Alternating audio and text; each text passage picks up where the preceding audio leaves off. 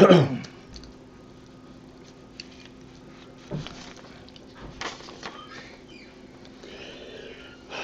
right, we're going to start. This is just a line or two above the middle of the page, Mem Tes. And the line starts with the word helem ha-atzmi de inside.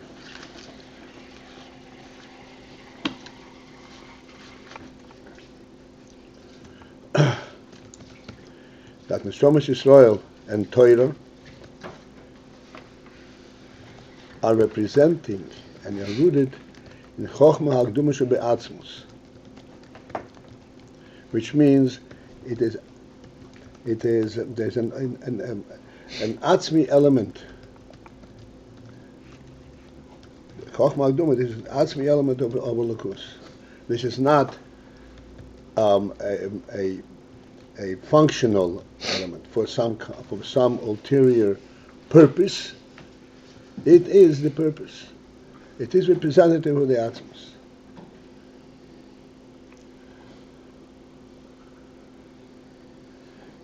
Okay, and we went a little further, and that will again refresh.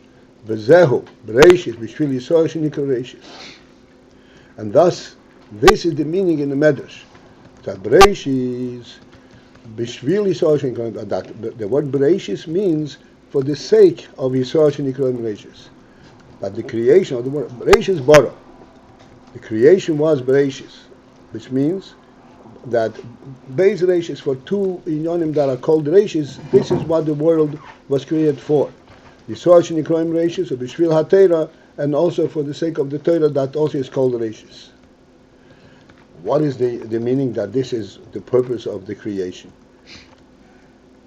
So the explanation is this: Klal is ratzon sheba AyinBase, because the ratzon and helem is overall, that there should be world in general, shehu rak chitzoni, which is only a ratzon chitzoni and only external ratzon. External ratzon means that this is a ratzon. It's true, it's a real will with all kinds of powers, but it does not have its inherent intent. Chitzoni, something causes this ratzon, and that is shebishvil eze kavana pnimis. Ratzon chitzoni is there in order to fulfill some internal kavanah.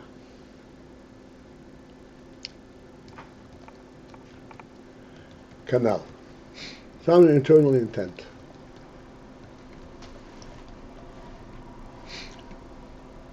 And this is what we explained yesterday.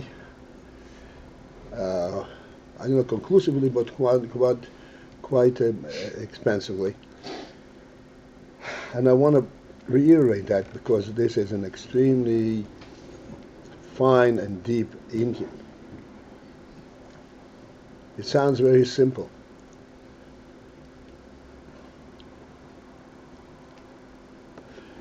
In our experience, we also do all kinds of different things. And we have a ratzon chitzoni, like we say, we go to work. Nobody can say that he lives in order to go to work. That he goes to work for its own sake, because that is what a human being is. That's where he belongs. He goes to work for some benefit.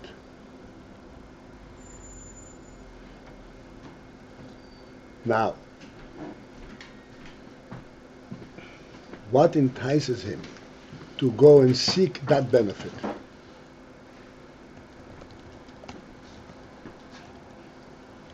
This is like the cause for to work. What entices him to go and seek that benefit? And in here, we could readily identify two very different and very distinct qualities. One is, because in our world, we have a negative enticement, so to speak. If I'm hungry, I'm compelled to go eat, not because I want to eat. I wish I didn't have to eat. Eating is not an inherent human activity. But if I'm hungry, what can I do? So there is not a ratzon pnimi v'atzmi directing this activity, or in the background of this activity. This is possible only because we are finite entities. We are not real, in other words, we do not have a fully satisfactory basis for our own existence. We are dependent on other things to support us. We have to eat. And eating means that we have to access things outside of ourselves. And that is what we are dependent on, whether we want it or not. This is called a kavanah chitzoni. Yes, it is compelling, but that is a chitzoni zekiyah. It is not representative. This is the point. It's not representative of what a human being is. Even the kavanah is not representative of what a human being is.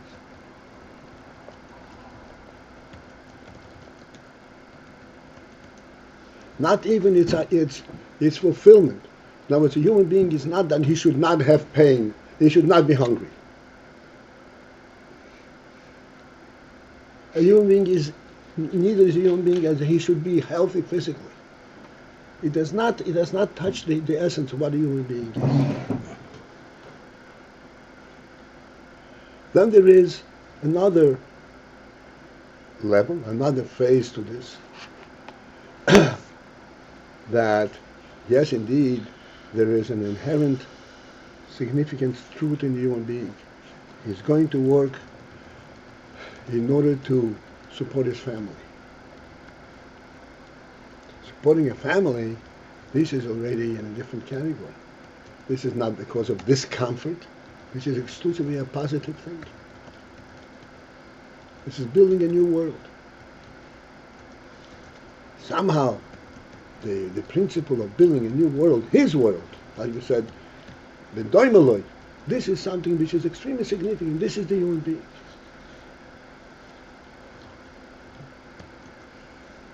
However, we understand the depth of it, but this is the human being.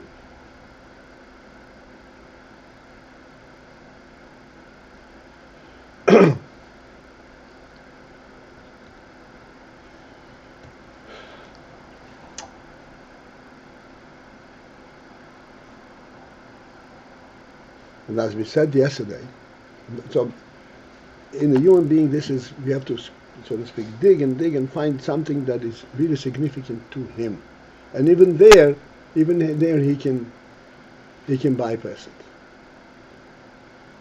Like I said yesterday, this man said, what's the big deal? Our kids, it's just one act, it's insignificant. I heard it myself, people debate, it's nothing. So in order to sense this and to understand this, you have to have profound chokhmah. This is the chokhmah that comes directly from the nefesh, understanding the nefesh of the person.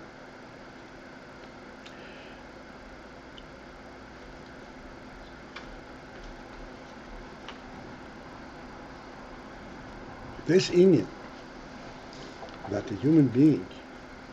To remain on this call, press 1. This inyan that we have to have something justifying our activities is again due to the fact that we are inherently limited. We are inherently not perfect and not real. In order to get some reality, some meaning and some inspiration to our activities, we have to have something more meaningful in the activity.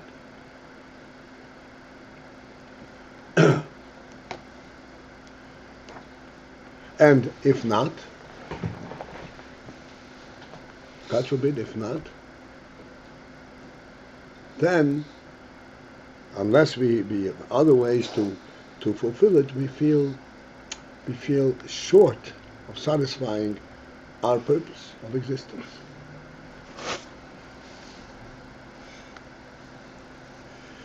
This is true on the human arena, the human being who is, as I said, the prince of the entire creation.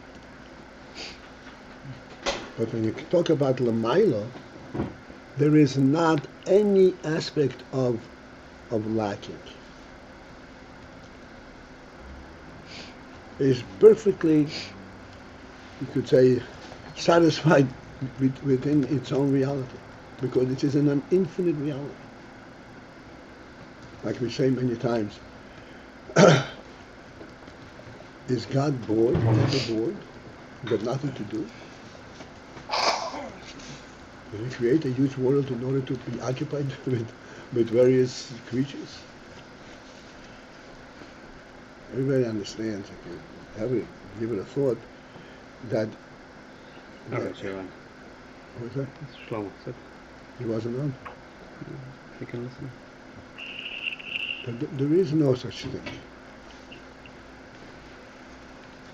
Creation was not in order to give God any kind of fulfillment. It is an exclusively positive and true element coming from God.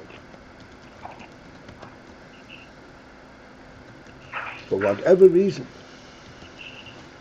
like in Kabbalah it says, it's all been saying it entered his ratzon. For whatever reason, whatever enticed it. And it says Israel, and that Hashem saw ahead the Avodah of Israel and saw Torah, and that's why He created the world. In any case, this is all from a positive perspective, not because it's satisfying some kind of a lack. So now, since that the entire creation, maybe he's not... Maybe, Shlomo, maybe you can mute your phone. We'll do the dishes later. Since it's not to satisfy some kind of lack. If you're satisfying a lack, so then the activity automatically satisfies your lack. You can see what you are accomplishing. And every day or every moment of the activity is inspired by satisfying this lack. But since it is no satisfying of lack, so therefore, what carries this activity? What does this activity represent? It means that this initial enticement, this initial truth, that where it started, continues on throughout the entire activity. There's nothing in the entire spread that is inadvertent. This is just fallout. Fallout just wouldn't be there. Everything has an element of that initial intent, and that's why it continues to live.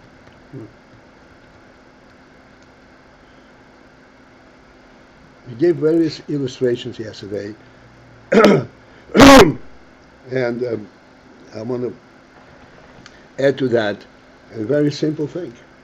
We say all the time that the human element, in the fact that the human being is based on seichel.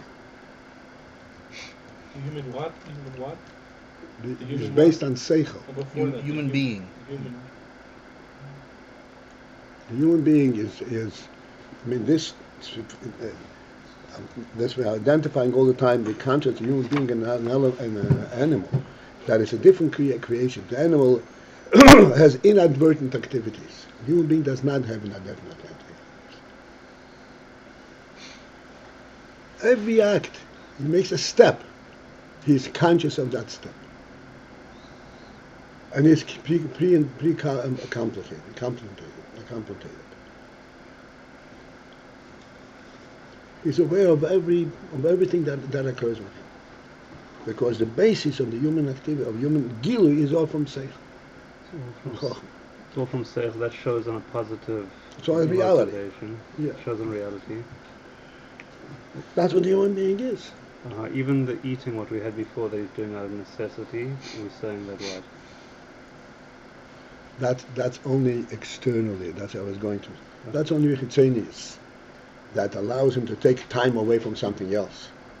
But essentially, it is all coming with his seichel. Even as we said, how a person eats with a spoon or he eats directly from the plate, that is a human element.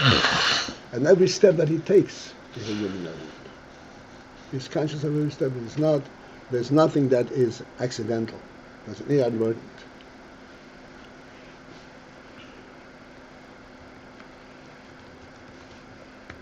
A person is walking, and there is some kind of object in front of him.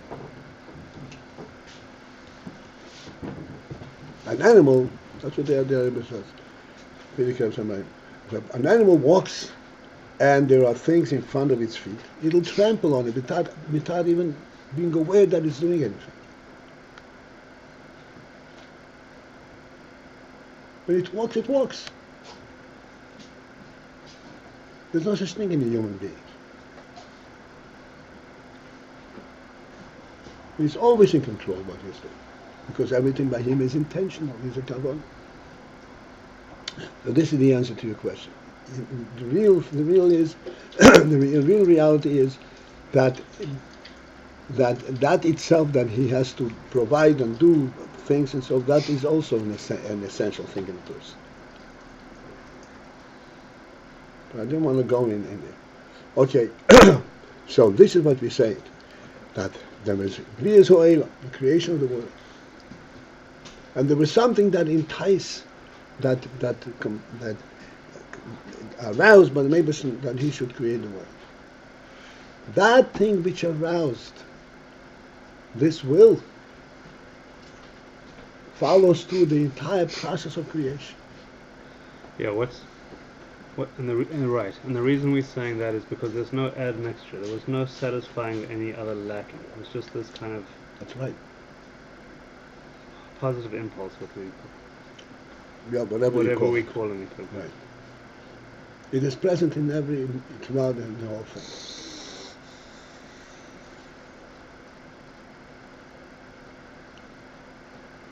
Therefore, if Yisrael and Eraisa, this is what initiated the initial ratzon, that manifests itself in the world also.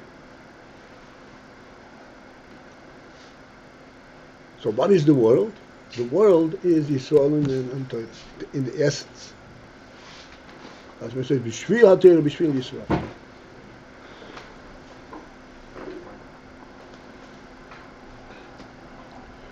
Because ratzon b'helem is ratzon chitzoni, which is for some kind of kavana pnimis. Harei kavana ha-pnimis, but this kavana ha-pnimis, this internal, deeper kavana, hein neshama Yisrael. They are indeed neshama Yisrael. That is the kavana.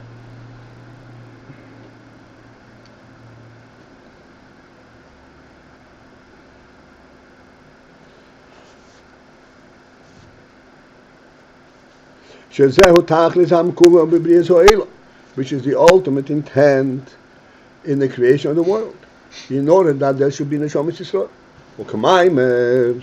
And as the medrash says, who did Hashem consult for creation of the world?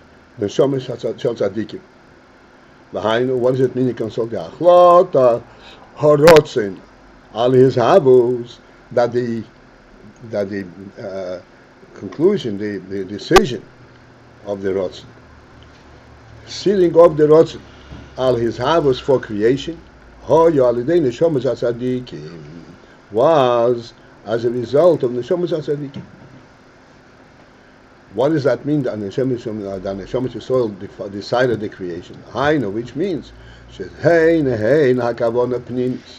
that they are the kavana pnimis, this internal kavana, in order to facilitate the presence of neshama Yisrael, neshama tzadikim. Harei the neshama is hein mibchinas pnimis ein sod baruch. Thus we see that the neshamas are from the element of pnimis ein sod baruch. They are not a chitzoni. They are not an inadvertent presence. No element of inadvertency in them. They are not subservient for some other purpose. They are the purpose. Lochein hanshomes nizhavo b'bchinas mahus u'mitzias dover. So now we're coming to the conclusion of what we intended to bring out over here. Neshomes, they are the pnimius. They are not an element for some other kavona. And thus they were created in a bechino, in such a mode, such a manner that they are mahus homitzias dover. They are real presence. They are not functional presence. They are presence in and of themselves. Hainu, which means to say shehein inyan atzmi. That they are an inyan atzmi that is true for its own sake. Loirag ha'or levad. They are not merely ha'or. Meaning that the neshamas are very holy and they spread light and they can fulfill God's will and so forth, which is a functional element. But that is not what describes the neshama, what the essence of the neshama is.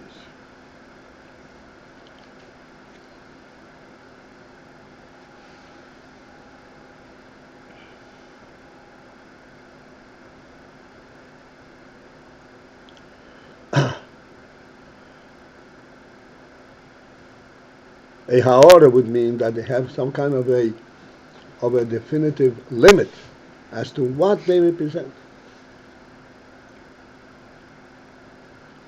And if that limit is exceeded, then they cannot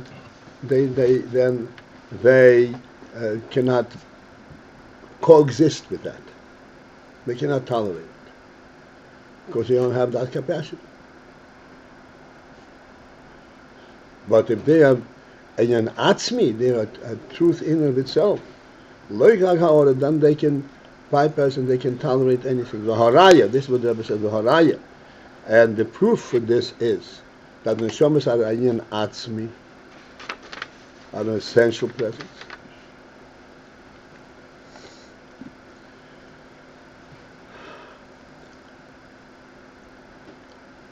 Let me explain these words for a moment. Not that they are essential for the world. That's a different thing. They're essential. The world must have neshamas. So then they are for some kind of a purpose, an important purpose. Essential means that they are there in such a manner, and the depth of their presence doesn't even ask why are they there.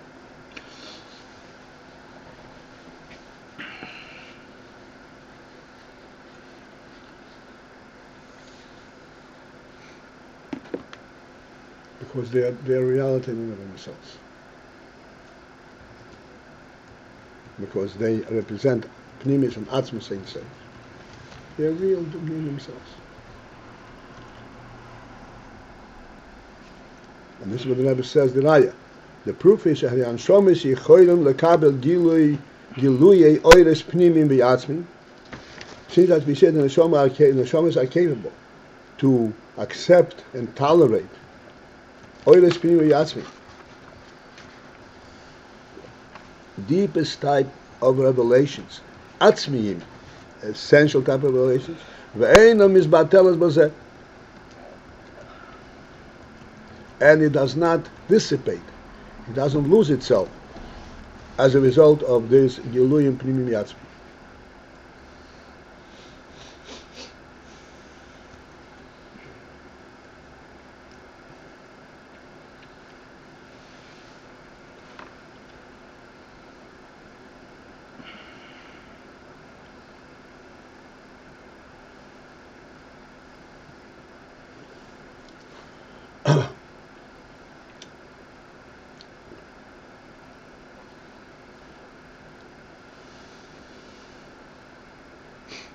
This is reminiscent again of our illustration of the human reality and human depth. The soldier who was able to get up and greet his king without his uniform. Because he says, look, what I am, I'm through and through that. It's not the uniform.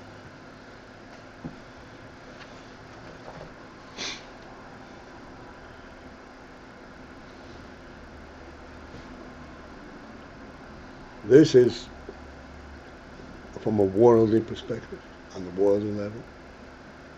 The Shemesh Israel, this is all the way to the Atzmos Elokus itself.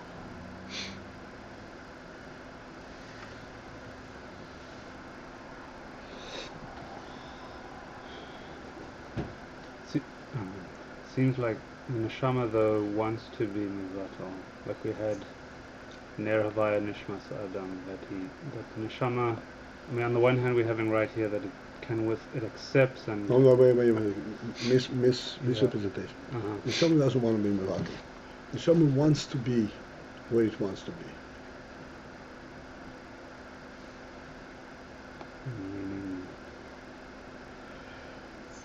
I'm saying he wants to be in his battle sounds like you're saying that it's scared of being what it is. Oh no! The way I understood was it wants to be reunited. It wants not to be distinct, but to be back with source. Right, and how is that? How is that it wants to be where it will cease to be? Because neshama cannot cease to be.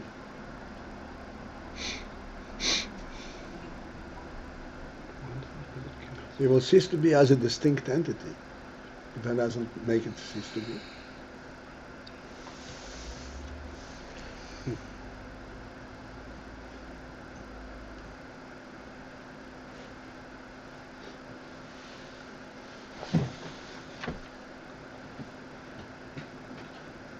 Don't cease to be a distinct entity.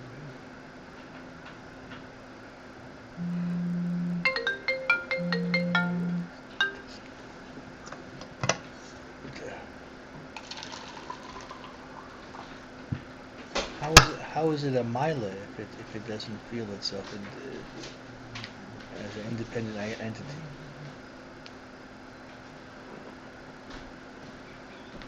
To be alive means you want to feel yourself.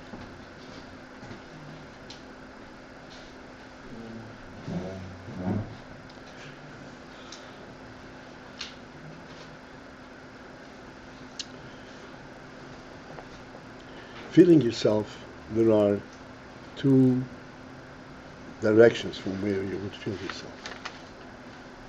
One is you feel your vulnerability and you provide for your own security. That's one way of feeling yourself. And feeling yourself is a completely different thing. I feel my own truth and reality. Wherever I'll be, I'll have it. I've identified this truth and reality.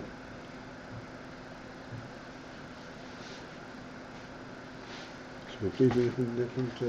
It's also feeling oneself, feeling the truth of what I see, what I identify with.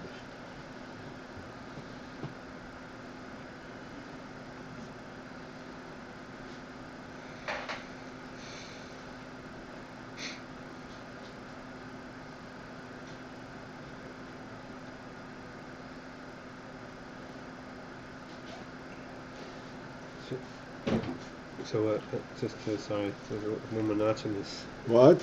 What would it mean then, therefore, if the neshama is never...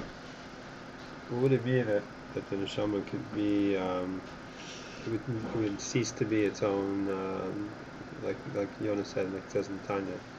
It wants to be included in the source, even though it would cease to be separate.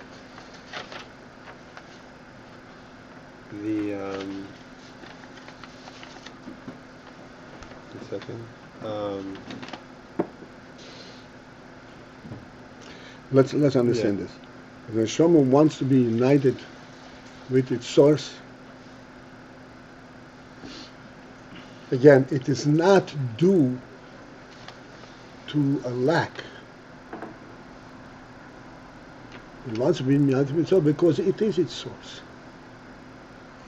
Right, so is it ever really separate? In other words, what does it mean that... Oh, it's not really separate. Okay, and the alterior says, we take it for granted, we know what the alterior wants to say, but it's not necessarily that simple. He says really that Mahus Orishin, the oil that it emanates when it is in the world, will cease to be. The functional oil that emanates will cease to be, because it will be united with its essence. What is the functional oil of the neshama?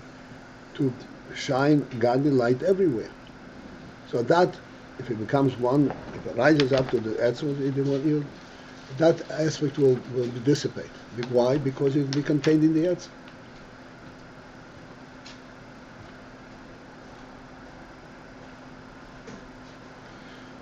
All right. As always, we have to stop mid-sentence, but we'll pick it up again. It's only a comma.